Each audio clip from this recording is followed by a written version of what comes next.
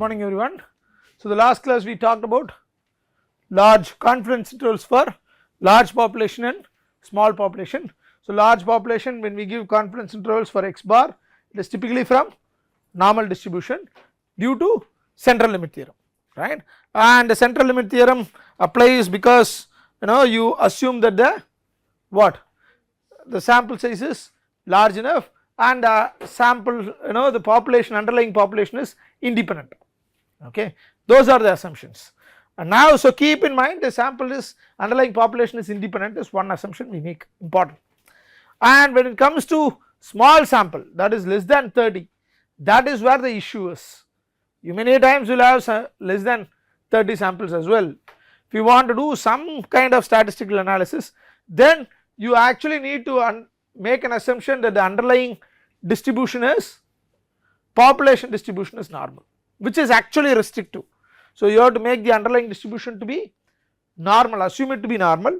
Once it is assumed normal, then you can do what is called as a t distribution, because your confidence interval comes from t distribution, because your x bar is distributed using is t distributed, okay, and you can see t and normal merges after sample size of greater than 30, and that is the reason why I kept saying 30, okay, clear. So, that was the last class, and then we actually started looking at what is known as sampling distribution of p hat. So, when you talk about proportions, for proportions as well you could give sampling intervals, right. So, you are talking about sampling distribution of p hat, which is we know what is p hat, and then we know the variance of p hat, which is variance of x bar is sigma by root n, sigma squared by n. So, standard deviation is sigma over root n. Similarly, sigma p hat is p square root of pq by n, okay. This is the what I call the distribution of, the variance of standard deviation of p hat, and it all comes from pq. NPQ is what is your standard deviation is, right, NPQ is your standard deviation. So, you replace q with 1 minus p and then do it, so you will be able to get this sigma p hat, variance of p hat, okay. And for large samples, the sampling distribution of p hat is approximately normal. So, p hat distribution is also normal, you do not have any underlying assumption, this is again from central limit theorem, okay. So, for large samples you do not have an assumption on the underlying distribution except for what is assumed in central limit theorem, okay. The large here means not the samples, but large means the p hat plus or minus 3 sigma hat should be between 0 to 1, okay. P hat is always between 0 to 1, all I am saying it p hat plus or minus plus 3 plus or minus 3 sigma p hat should be less than 1, right. For large samples, if this is obeyed, then it is still fine, okay, that is what it means by large. So, we have the sampling distribution, again p plus z alpha by 2 into sigma p hat, p minus z alpha by 2 into sigma p hat. So, for proportions also your underlying distribution is normal, p hat distribution is normal, and therefore you can give the confidence intervals just like what you did for x bar. So, I have solved a problem here, so you can go look at it, okay. And then you have this what is known as a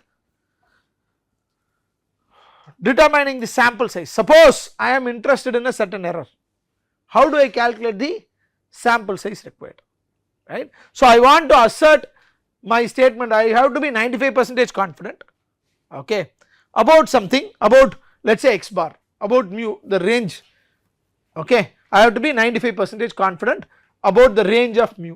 Let us ask this question, about the range of mu I have to be 95% confident, okay. What should be my n value?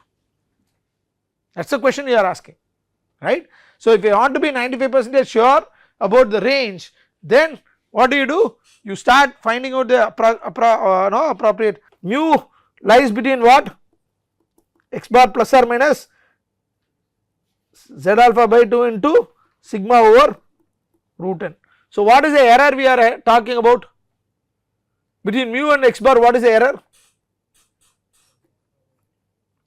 This is what we are talking about, right. Of course, Z alpha by 2 is fixed, right. So, this is what we are talking about, the standard error is Z alpha by 2 into sigma over root n. Now, Z alpha by 2 is known to you. If you want a 95% confidence, you know what is Z alpha by 2, it is 1.96, right, and if you want 98, 99%, you know it is 2 point something, right. So, using this you can figure out the value of n, using this you can figure out the value of n, right. So, n is Z alpha by 2 squared sigma squared by SC squared. So, now what are you fixing? You are fixing Z alpha by 2, that is I want to be 95% confident that mu lies within this range. What is the statement I want to make? I want to make a statement, I am 95% confident that mu lies within this range. If I want to make this statement, how many samples should I collect? That is the question we are answering here, okay, clear. So, what are we trying to answer? We are trying to answer, I want to be 95% or 99% sure that my mu lies within this range, and it is not a possibility, you can keep on increasing 99.9 etc. I want to be that much percentage sure that mu lies within this bounds, okay. So, that bounds is nothing but your standard error, okay. Confidence comes in Z alpha by 2, both these numbers are fixed, and of course you do not know sigma squared, so you replace with, what do we replace with? Of course you do not have any clue, so you have to replace with S squared, okay. So, now you will get the value of n. When will n increase?